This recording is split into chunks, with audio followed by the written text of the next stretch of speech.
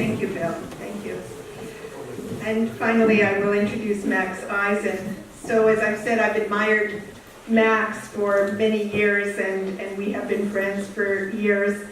I'll just tell you one quick story about Max. Max was the survivor who was assigned to the adults on my March of the Living trip. So for the 30 of us on a bus, Max was our survivor who was there with us every day. And what I noticed about Max, when we would arrive at any site in a ghetto or in one of the concentration camps, and everything was being explained to the adults, invariably Max would leave the group of adults and go and seek out a group of young people to talk to, always wanting to connect with the young people on that trip, knowing that even more than us, they were the ones who needed to hear his story. And he has certainly been participating, as the others have, in March of the Survivor, and March of the Living, and telling his story for many years. Please welcome Max Eisen.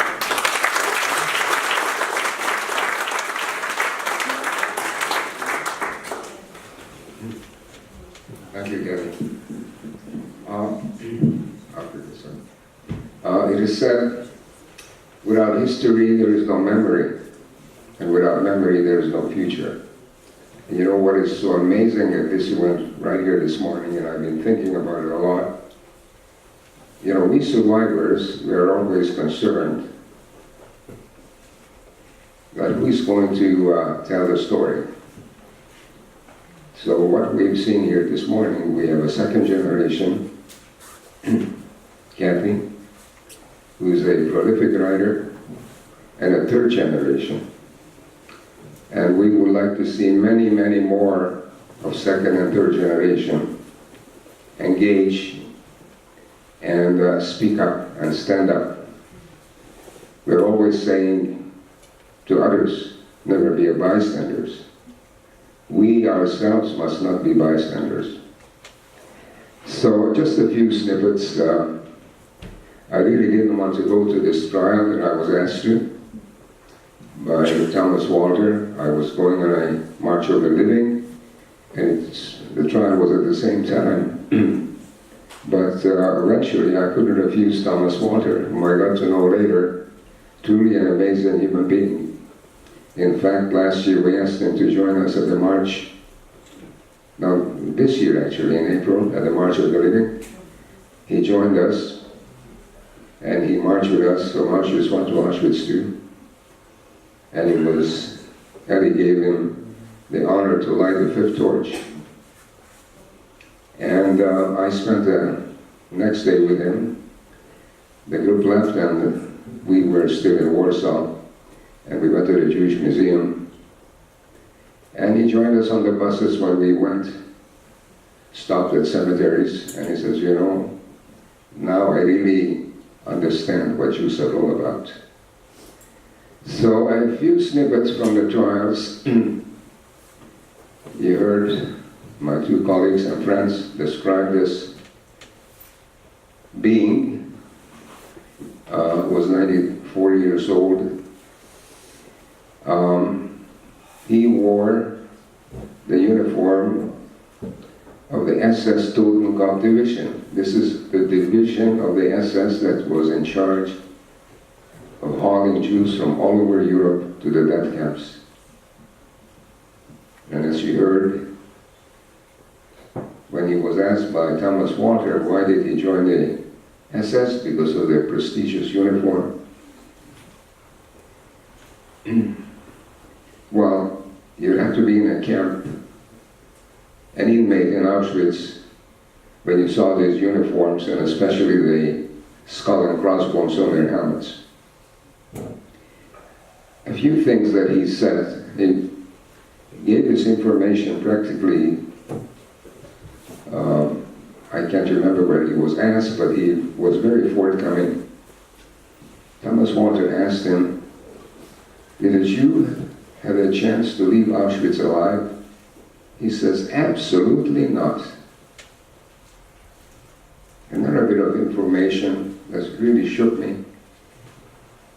When the transports arrived from Hungary, the inmates who came before us, it in their striped uniforms, they unloaded all the bundles from the cattle cars and they left them on the platform to be hauled to a place called Canada where it was all sorted out.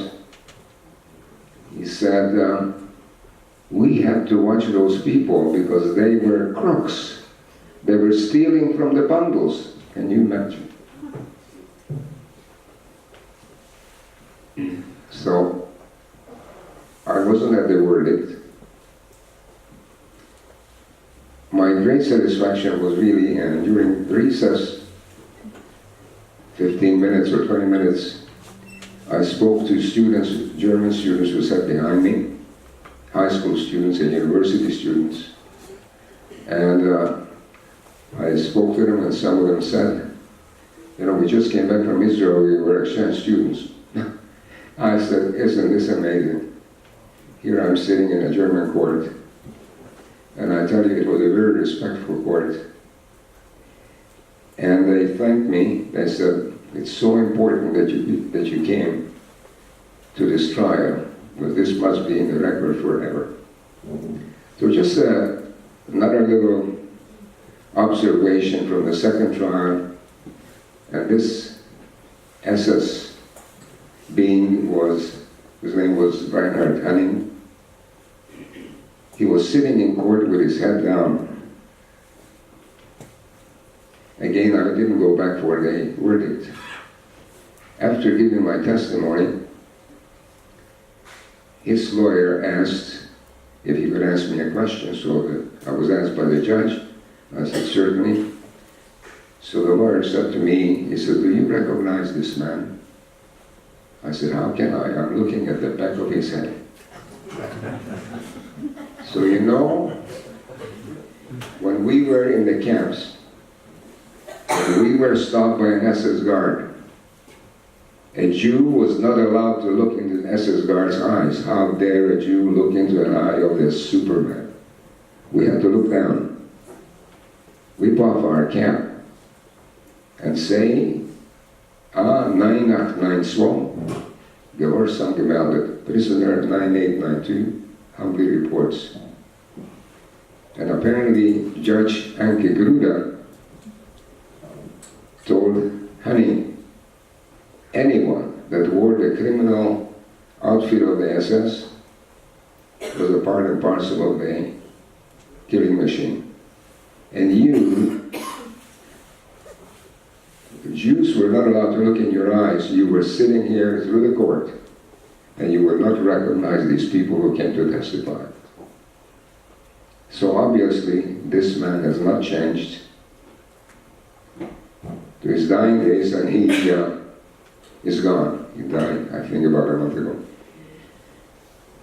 So